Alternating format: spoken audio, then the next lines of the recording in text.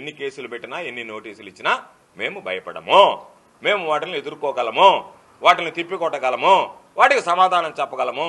ఆ సత్తా, చావా, దమ్ము, ధైర్యం మాకుంది.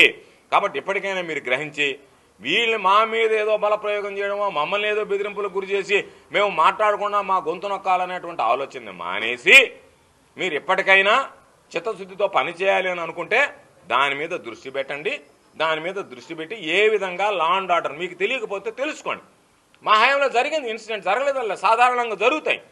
ఆ రోజు చెముడుగుంటకు సంబంధించి ఒక బాలిక బాత్రూంలోకి వెళ్ళి యాసిడ్ తాగించాడు. ఆ బాలిక మెడ్రాస్లో మృతి చెందింది.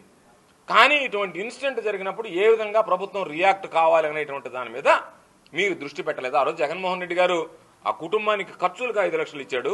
ఆ బిడ్డ వైద్యానికి ఎంతైతే అంత నెల్లూరు అపోలో ఆసుపత్రిలో చేర్పించి కలెక్టర్ గారు భరించాడు.